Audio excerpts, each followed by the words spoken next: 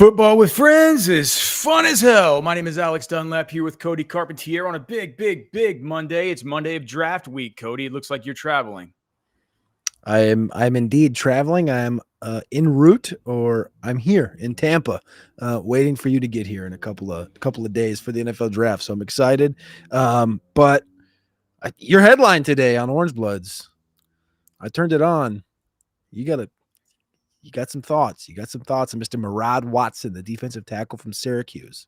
Banger of a headline, banger of a clickbait kind of thing. But yeah, man. So why don't you give him the update from Catch about Murad Watson? He is a freshman defensive tackle from Syracuse. Entering the Yeah, transfer. yeah. 6'3", 313 pounds, played pretty much all the defensive line, one tech, inside, nose, three tech, five tech. He's going to be scheduled to visit on Tuesday. I thought originally I read that as Thursday, maybe on Twitter or something, but he'll be in on Tuesday. We're recording this on Monday night. So if you're watching on Tuesday, he's going to be recording today, or not recording, but visiting today in Austin. So hopefully we'll get some positive news there. But you did the write-up on Mr. Murad Watson. How did he stack up for you? Well, first of all, like what I did is I went and watched the. I wanted to watch a game towards the. I wanted to watch 2 or 3 games. But what the deal was with Watson is when you watched him, I watched the Miami game last year whenever he went up against the Miami offense that had, it really was teaming with NFL talent. They have the number 64, the offensive guard / tackle. I forget his name. Jalen Rivers. Jalen Rivers. 4th or 5th round pick. Yep. They have Elijah Arroyo. They have Xavier Restrepo. They have Cam Ward. They have Damian Martinez. It's a good offense. And I was like, man, let's watch a game where it's towards the end of the season, where that was a game for Syracuse, where Syracuse won that game versus Miami. And I was like, let's see how much he plays in this game. That's like a game where it came down to the wire. They won that game, I think 44-38, something like that. It was close up until the very end. How much does he play? How big a factor was he? Because I believe Cody, like I said, I don't know. I think he was on the freshman All-American teams and stuff like this. Yep. So I wanted to see, by the end of the season, how was he playing? Kind of like the Emmett Mosley the fifth type of thing. It's like, he was got better through the course of the season. So I want to see something towards the end. And I want to see it versus a good ACC opponent in a meaningful game. And so that's where I started, was with Miami. And whenever I do these exercises with these players, I grade them on the deep dig scale, just to see how they would stack up on a much smaller sample than these guys do on the whole season. But generally, I want to see 80 snaps, something like that. And for like a guy like Jermaine Lole, that took me 3 games to get there, right? For Travis Shaw, it took me 2 games to get to 57 snaps, right? For Bill Norton, it took me 3 games to get up to 89 snaps or whatever. I got up to 69 snaps in 1 game for this guy. He played 69 out of 74 snaps in that football game at defensive tackle. Just to kind of break down exactly how he's utilized there for those guys. The question is in the chat, is from Texas Boy, is he better than what we already have? And I'll get to the answer of that, but the answer is yes. As far as the way that he projects, Murad Watson is what? Do you know his height, weight? Is he 6'3", 313.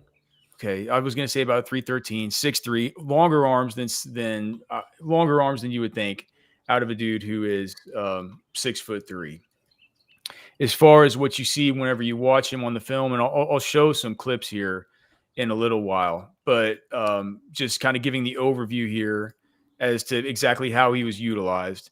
So we have him playing in this. He plays a lot of nose tackle, and Cody, you might know better than me, but I'm not sure if Miami bases out of a 3-4, but they play a lot of 3-4 style stuff. I know that you watch them a lot. Do you know whether they're just multiple? What does Miami have to do with it? I'm sorry. Syracuse. I guess you probably don't watch enough Syracuse. You probably don't watch enough Syracuse to know. I was gonna say you kind of confused me a little bit. No, I'm not A sure little bit of brain exactly, fog but there because I'd watched the Miami game and I was watching yeah, the Syracuse guys versus them. based on watching them, I think they're a 4-3. But Okay, well, they definitely line up in some 3-4 stuff where he's just a zero technique, two gapping nose. He plays that a lot. It was he played 55% of his snaps at nose in this game, 41% at defensive tackle, or basically three tech, sometimes almost like a two tech, and then 4% head up on the offensive tackle or outside. In this game, if you just look at him, powerful, long armed, strong. The film shows him as already a near dominant run stopper. Coming into his sophomore season, he shows budding attributes as an interior pass rusher. And what I really liked was just his motor, man. He played 69 out of 74 snaps in this game, and he was the team's most formidable defensive lineman for the whole game. In this game, he had 3 solo tackles, 2 assisted tackles, 3 pressures, and 5 run stuffs, which would give him production once every 5.75 snaps in the deep dig grading scale. So I understand that we're only talking about one game, but as I mentioned earlier, this is a big game, right? And it's a big sample for one game. 69 snaps. I can't remember the last time I've watched some guy that played 69 snaps in one game. yep. So if we look at it and we put that in context, people are like, well, what does that even mean? Generate production once every 5.75 snaps. It compares to the seasons that Byron Murphy and Tavondre Sweat had in 2023. So Byron Murphy was at 6.09 snaps per production caused. Tavondre Sweat was at 5.44. So versus that, in that game, he was right there in between them. And he would have generated production twice as frequently as these guys. Alfred Collins from 2022, who was at 11.68. Malcolm Roach from 2019 at 11.77. And Shiro Davis from 2015 at 11.94. And he generated production 3 times as frequently, again, on a per snap efficiency basis, right? 3 times as frequently as guys like Taquan Graham from 2019. He was at generating production once every 16.59 snaps. Trill Carter in 2023, who generated production once every 17.11 snaps. And Ovie Aguofo in 2022 at once every 17.29 snaps. So what we're talking about here is the truly high value, the very, very rare and what is it, like Bigfoot? What is it? The ever elusive,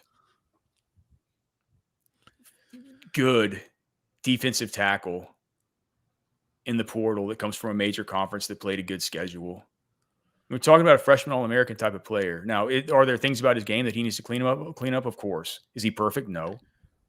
But if you just want to look at some plays, we can kind of show some of these plays and we can sort of show you where he's at. But as far as the way I see him, love the motor, love the play strength.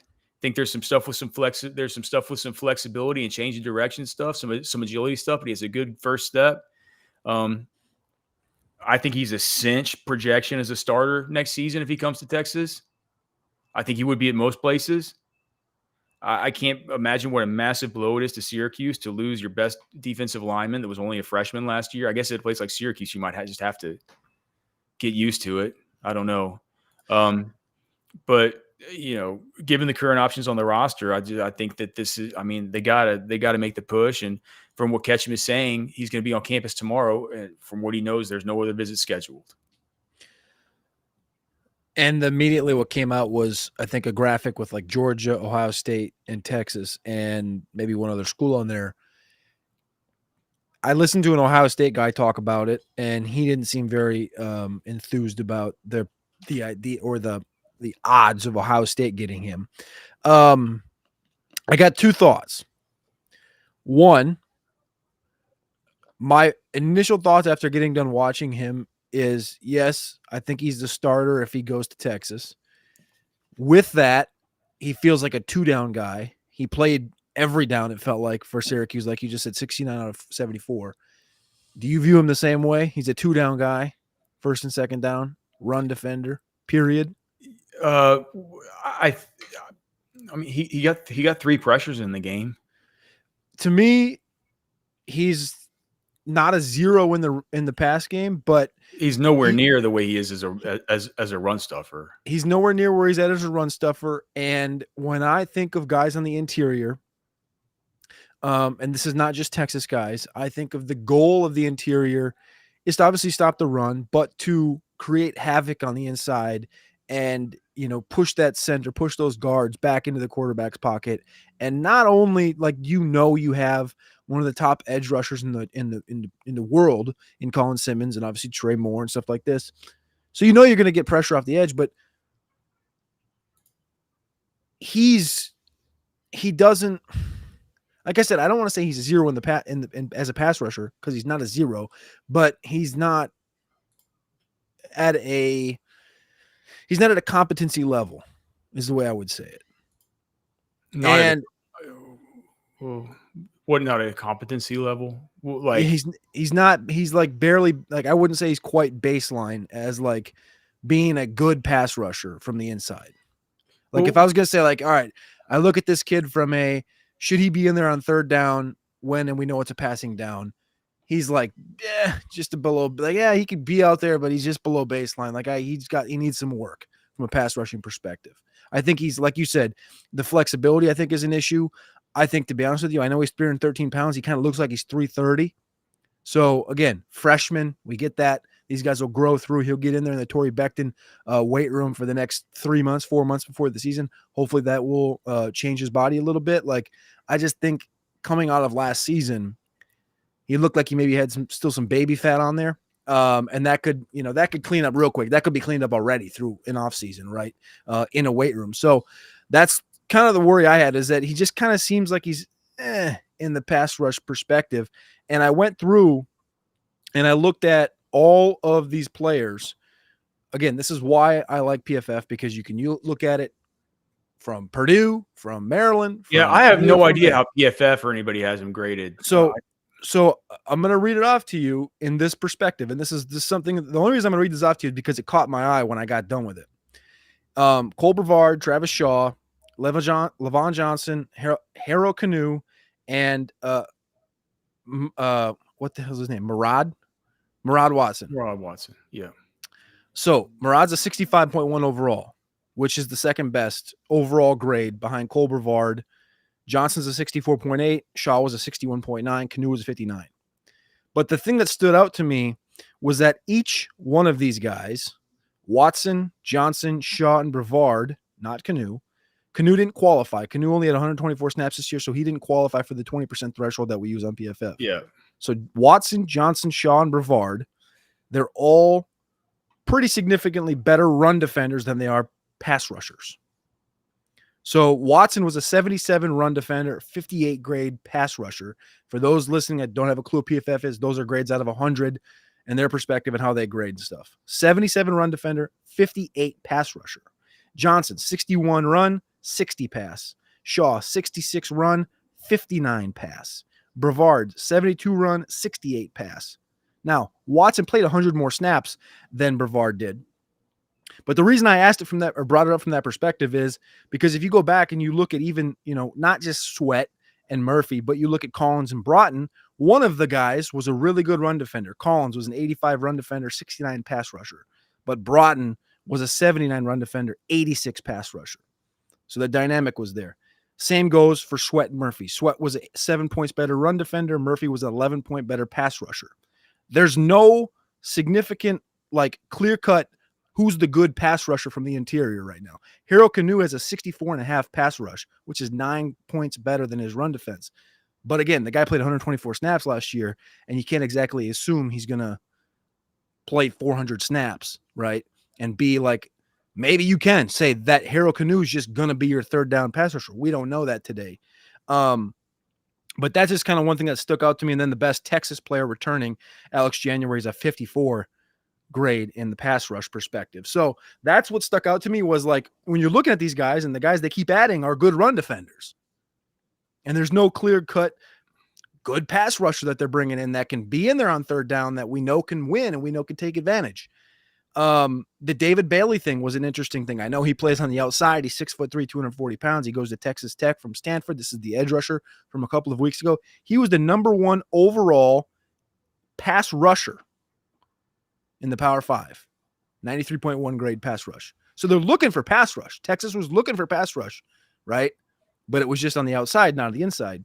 And now the other interesting thing is, I know we've made a lot out of, I think Ketch had it in his 10 thoughts from the weekend, is like you look at all the schools that Texas has gotten players from outside of the kicker. It's all power schools, right? No G5s, no FCS. Like everybody, Georgia's doing FCS, Ohio State, Oklahoma, they're all going FCS for some guys.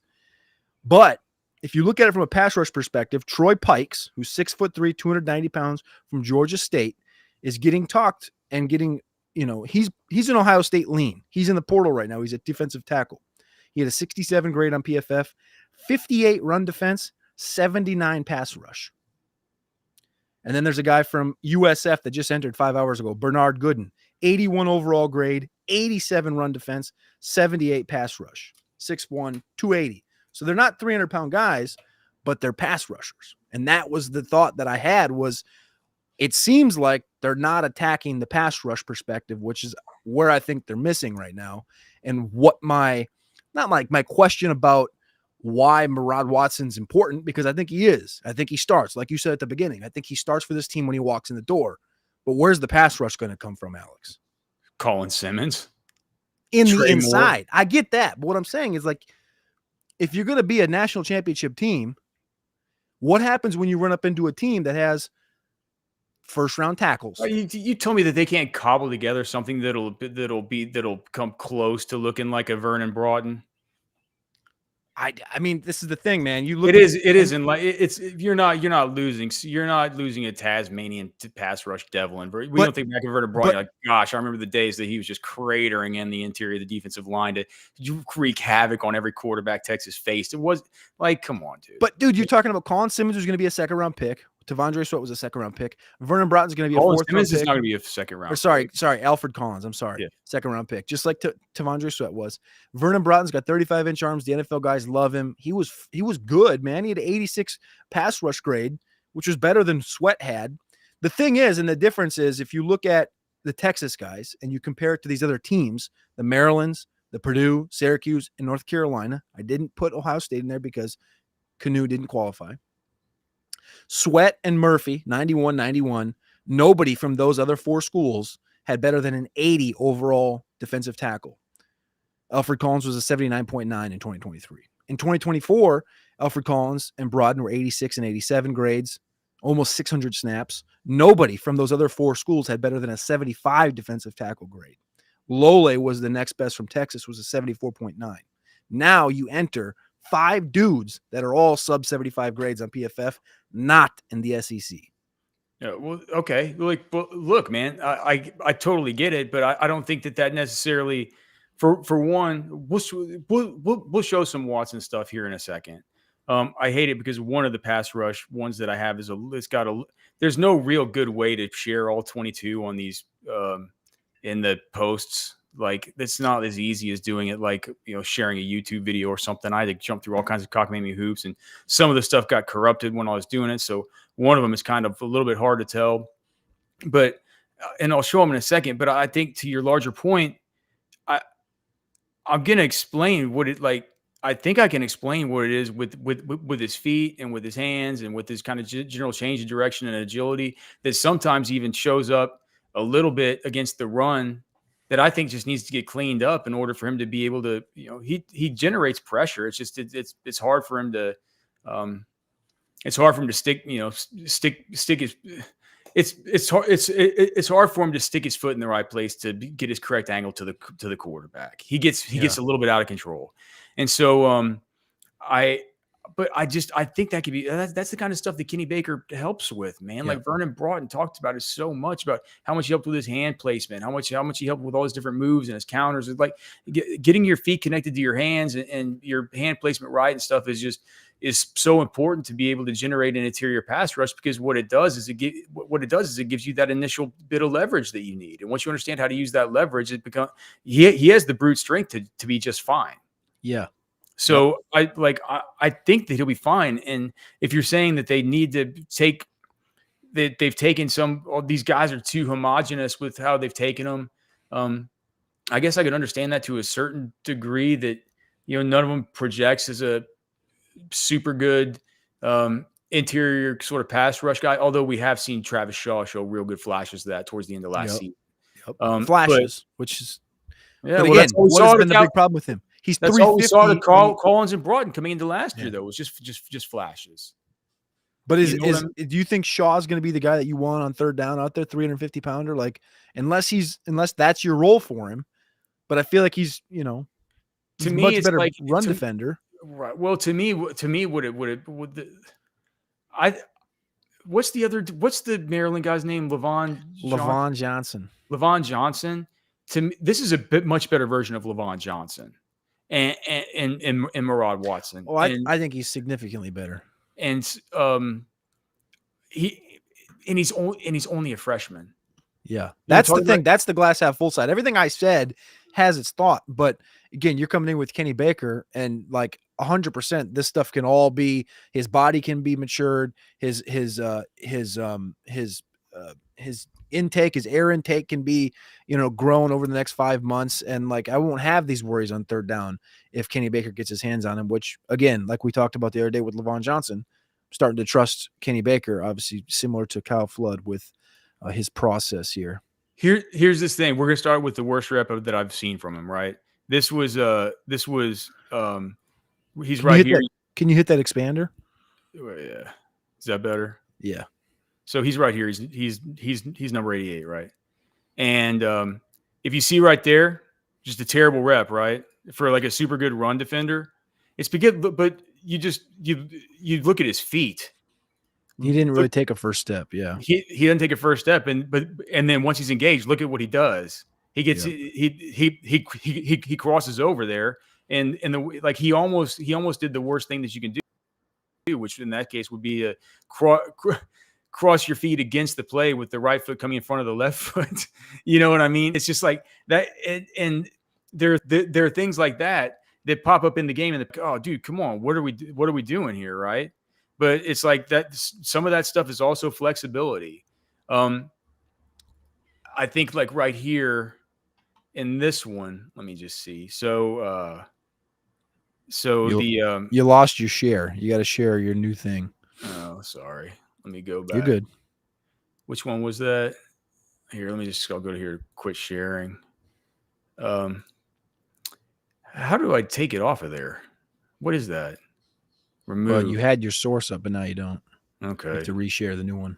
Yeah, total boomer stuff. I don't know which video is which around here. So let me just look at this one and see which one it is. And we'll funnel through them all there. I mean, you posted them all for a reason, so let's talk about them. All right. So I'm not sure what the order is here, but let's go to vid 7. Okay, so this one is, I think this is a pass rush one. Here he is right here. And you'll see it's not like an elite pass rush move, but it is a nice stunt. This is Cam Ward. This is Damian Martinez. And you can see it's like, I think with just a little bit of work, man, I think that he's able to get home here. You know what I mean? I think with just a little bit of work, he's able to plant that foot here, and he's able to get home. That's so close, man. Like that's pretty good work by that edge too. I think that's Fidel Diggs, the kid in this class. That's pretty good work by that edge too, crashing down like that. But the nimble. He's pretty nimble there. I don't know why, but whenever it clicks stop sharing, it goes to that weird add media source thing. So we'll just have to deal with that on these, I guess. Let's see. We already watched video 5. Which one's this? This one is okay. This one's not so much of a. So here's one that I'll share where this isn't the best one at all, but I think it gives some perspective. What is number 64's name again? Jalen Rivers. Yeah, so Jalen Rivers, this is more just like a context about like size and strength and just manliness. You know what I mean? Just sort of where he is physically right now. He's right here lined up at the 3 technique, right here in front of number 2. And you'll see like he doesn't get a pressure on him or anything, but we're here probably in the, coming into the second. He's only missed one play all game right now at this point, coming into the end of the second quarter. And you can just see how he kind of, how he battles against this guy in a kind of one-on-one setting. And it's not like this guy's totally getting the best of him. Yeah. You know what I mean? It's like if we talk about just a NFL player versus a freshman here, does it look like he's that overmatched? I mean, he's not overmatched, no, but No, but just like his he's still. size, his size, his length, I think. But I mean, I mean, I think it is what. I mean, I don't. I think that is what it is. I don't think it's, you know. Watch this. I just wish there was more. I just wish there was more like how about visible pressure. Oh, right. Oh, all right. Well, how about we show what he's good at? And that's what I feel like is the problem, is that it's like he's moving, but it's not like there's like some. It's like the tank isn't full, but I think that is part of the fact that you said that 69 out of 74 snaps, and you look at it, he had 493 snaps this year, which again is 100 more than Brevard had. It's 300 more than Johnson had, and it's 100 fewer than Alfred Collins had, who played in 4 more games. So the kid was played on every snap. So it makes sense why he doesn't have all the gasoline in the world on some of these pass rush snaps. Watch this is all gas, no brakes. So this looks to me, I don't know what they're. I mean, to me, this looks like a true kind of 3-4 set here, right? Like this is what I did in high school. This is the 2 gapping stuff, right? Watch the way that he diagnoses both A gaps and blows this center to smithereens. It's just like this is a freshman doing this. He's right here in the middle of the play.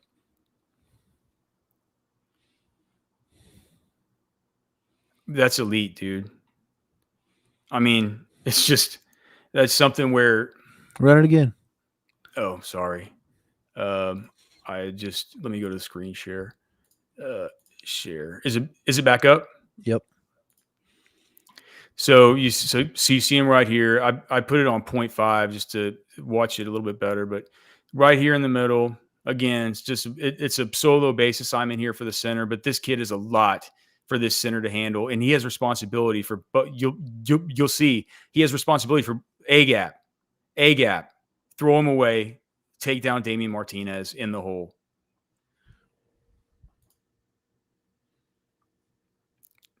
I mean, it's a killer rep.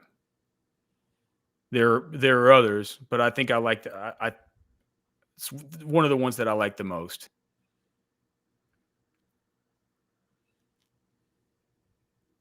A gap, throw him away, make the play.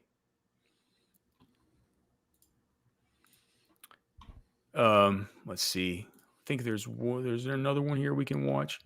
Some of these others are a little more. Let's see. This one. This was so. Here's another pressure. Again, maybe you can tell me what you think about this pressure.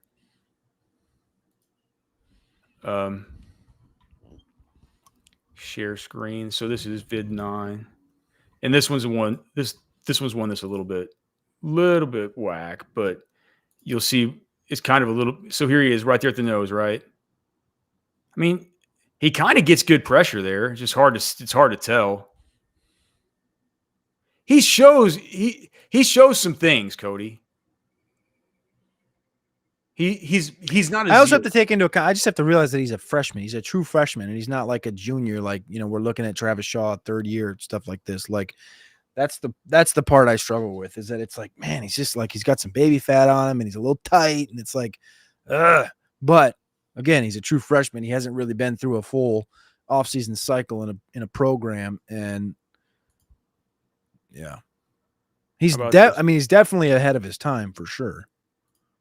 All right, so this one, this is the wide view and not the tight. So let me just go. Well, all right, so here's the wide view. There he is, right there. I love this. Is that the first play of the game? That was the first play of the game, wasn't it? Yeah, this is the first play of the whole game. Here he is, right here, three tech. I think it's a little bit of a double team here. He kind of splits and gets out of to make this play, but just the play strength. Yeah, it is. And again, just gets in on the tackle there with Martinez. On Rivers. And then there's another one where, sorry, Cody, that it keeps going to that. I don't know why it keeps going to that. I don't care, dude. It's fine. This one here, I think that in this one, he shows at least the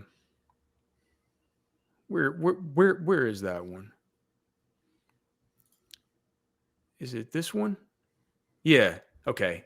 So on this one, I think that he shows some change of direction here in the run game. Again, this is another one that got kind of pixelated and weird, but he's right here on the end. And if you look at his change of direction stuff here,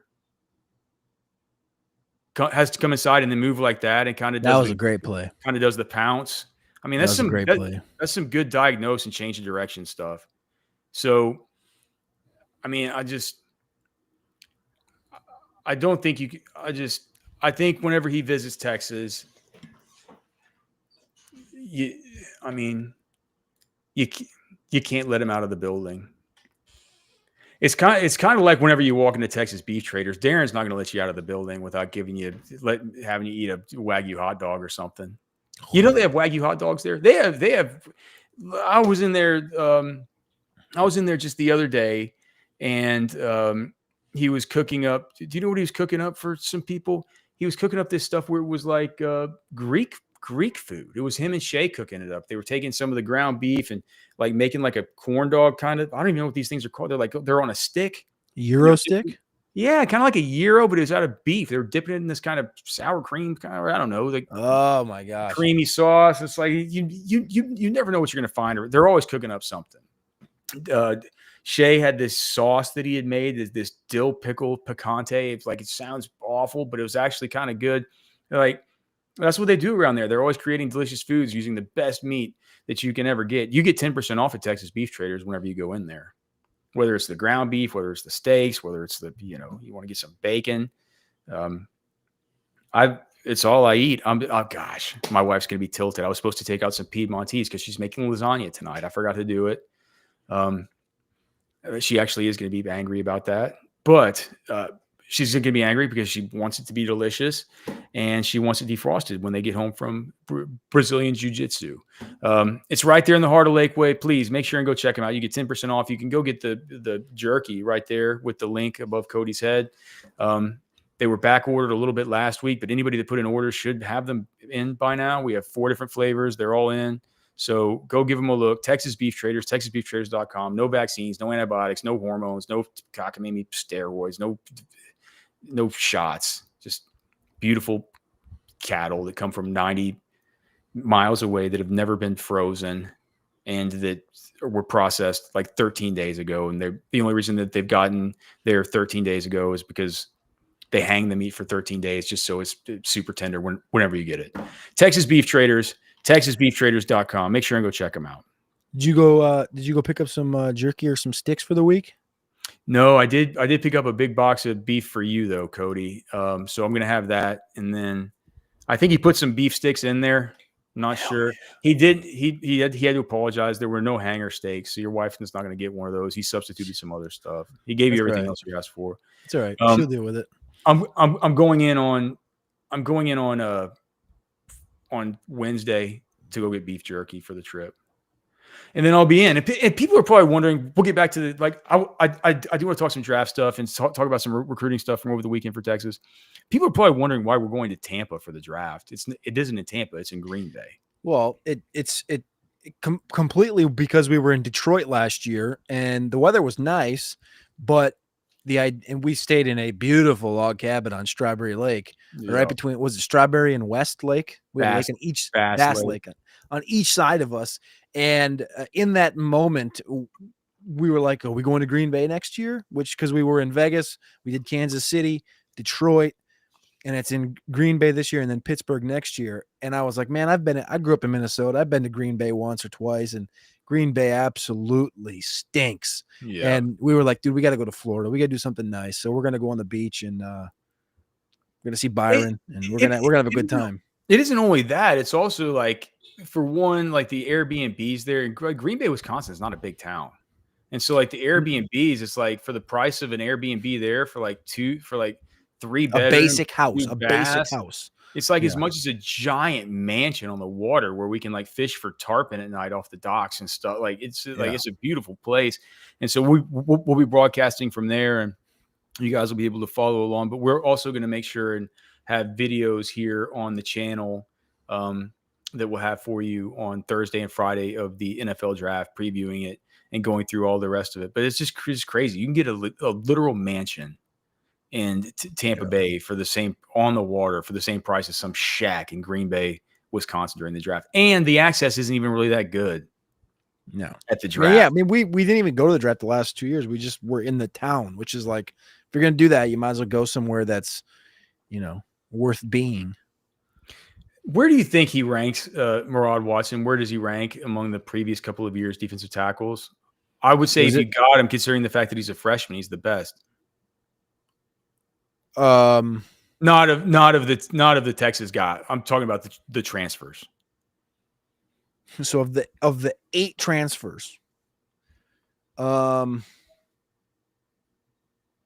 he's better than Low. He's better than some 6th-year low, 6th or 7th-year low. Man, Lole was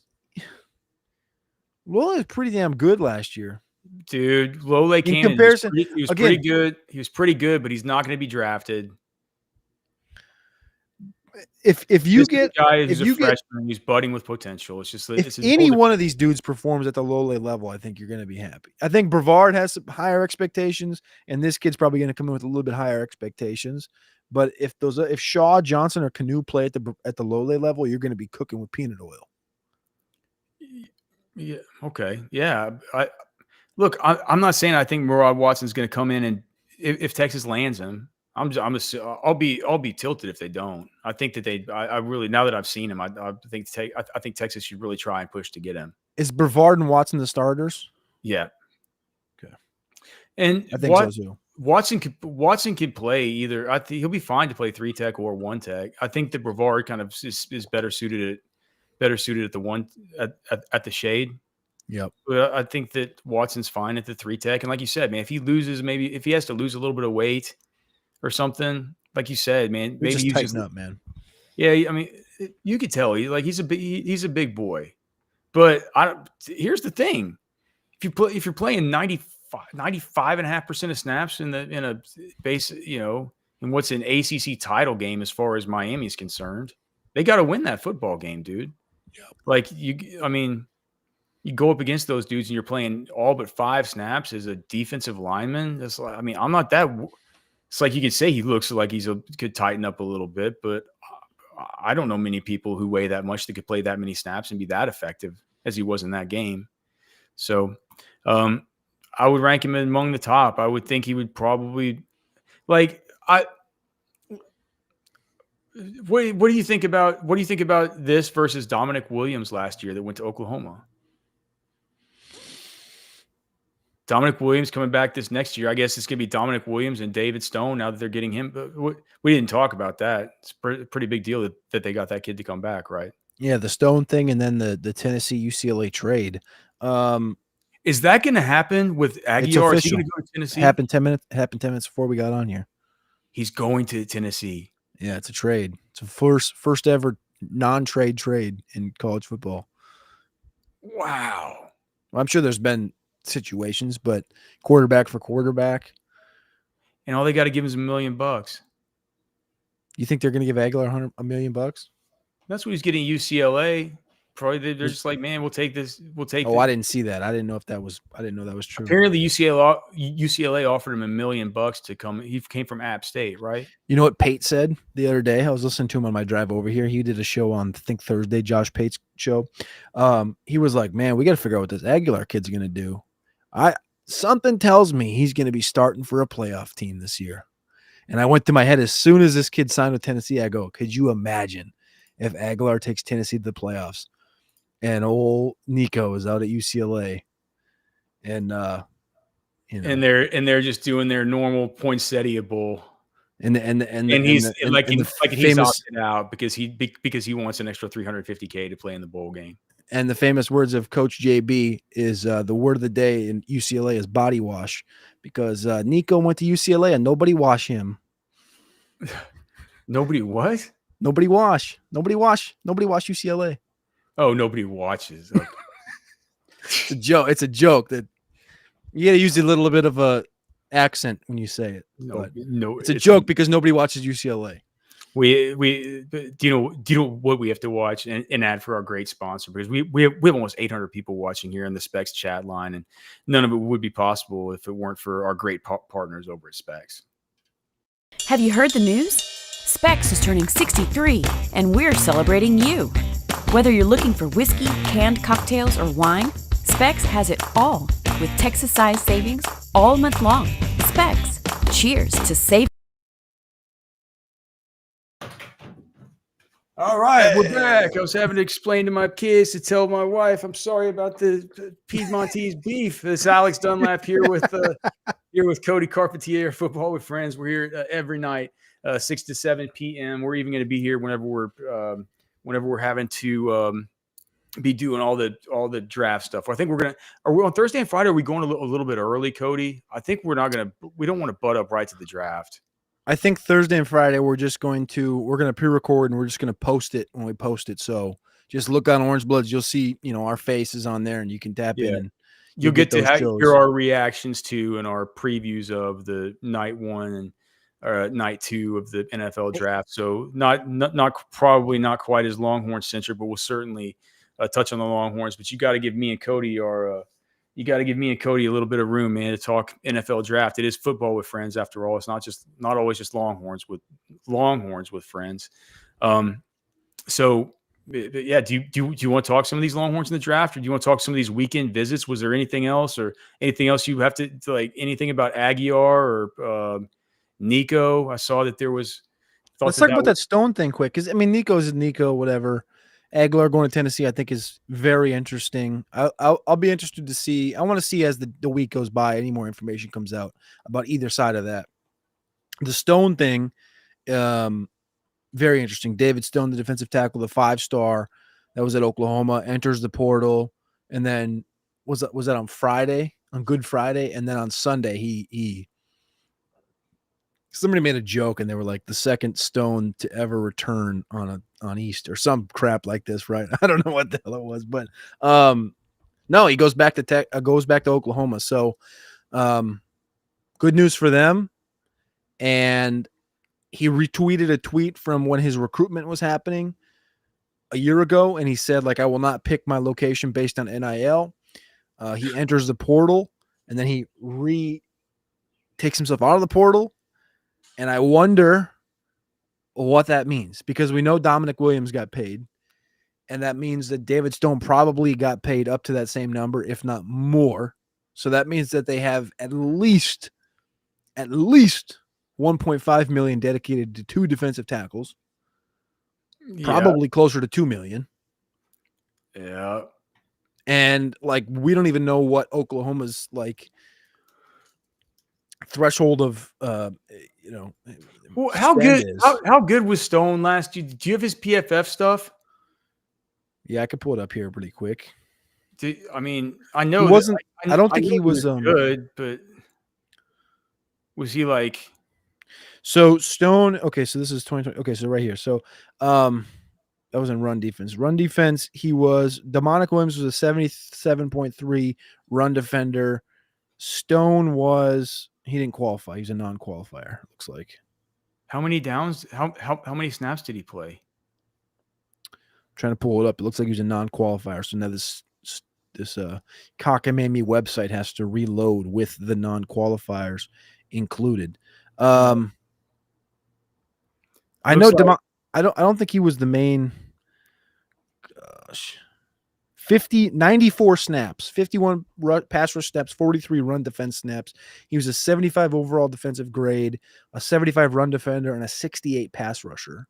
He had 1 sack, 7 pressures, and 2 total tackles. So he did like less than Alex January did, if we're being honest.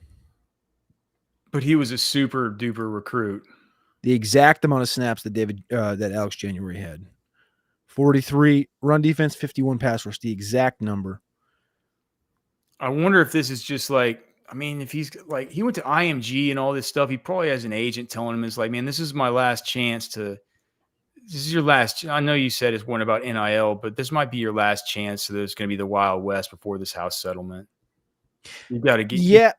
True. But it's also like you give Oklahoma one more chance, and if everything goes haywire, you enter next year. And I understand. So I understand the point of view of people saying like, well, this is the last thing before everything, kind of gets drilled down a little bit. But if we're being honest with ourselves, Alex, the money's still going to be you're still, and I think this is the missing part here is that people go like, oh, LSU's going to spend, they've spent $13 million up front because they got to spend their money. It's like, well, here's the deal, man. You're still going to have 68 schools that have $20 million to spend if if they make enough money to spend $20 million.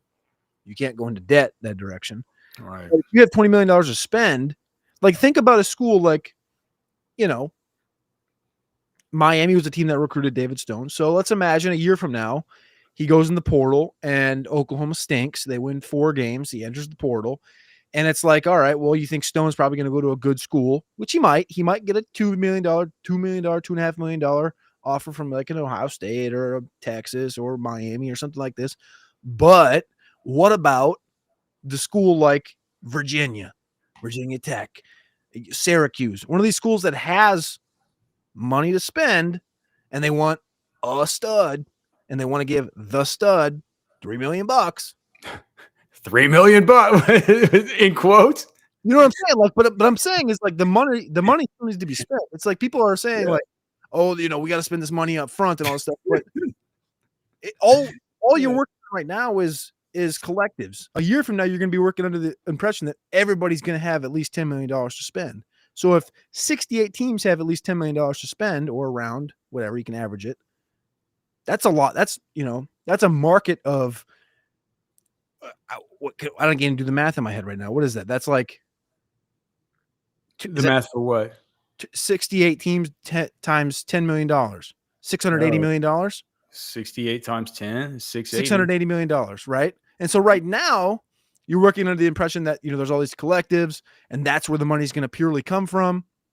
Texas is going to spend 20, Ohio State's going to spend 20, A&M's going to spend close to 20, and like all these other schools, depends on what their collective is. Like Cal might spend $1 million, $2 million, but a year from now, Cal might have $10 million to spend. You see what I'm saying here?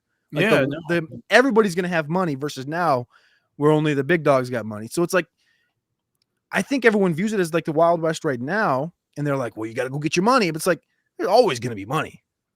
There's always going to be money. It's just, you're just going to have to make the choice if you want to go from, go to a worse school. Are you willing to go to Cal for a year and get paid $3 million and suck and just be like the one dude? Like, that'll happen. There'll be a running back that goes somewhere and he's like, I can be Ashton Genty. I can go there and I can run for 2,500 yards if you give me the opportunity to. And they're like, like my dad went to Cal, like whatever. I grew up in Northern Cal. I'll give you $2 million if you come be Ashton Genty. He's like, all right, well, let's do it then. And then you go there and crap the bed, and it is what it is. But I'm just saying, like, there's going to be money every year going forward. I don't think this Wild West thing of like you got to get paid today and you're not going to be able to get the same money next year. I think that's wrong. Well, right, but I think it's different. It's just different right now because I do think for one player at a position, I just think for one player to get $1 million or something like that, I think that it's You think that's going to be not normal going forward? You think it's going to be like the opposite of the NFL? The NFL has always been like this, right? As far as the cap and the quarterback dollar. There's just so many coaches and so many athletic directors and so many stakeholders who are all saying, we got to get this thing. And your guy, Josh Pate, is like the lead, is like the beating the drum about this. It's like so many guys just saying, man, we got to get the CBA. We just got to get the train back on the tracks. It's like, you know what I mean? Like we can't have it to where it's just, it feels almost a little too chaotic right now. It feels like there's no rules and nobody knows what to do. And, but and it's in a situation, people can, one of the best situations to kind of exploit just in any facet of life is, it's a chaotic situation wherever somebody, people where desperation wins out and you can take advantage of it. There are teams right now coming out of spring ball that are, for better or for worse, man, might feel a little bit desperate in some spots, and you can take advantage right now. I just feel like in ways that who knows what's going to even happen with the spring calendar moving forward. Who even knows what's going to happen with the other portions of the calendar moving forward.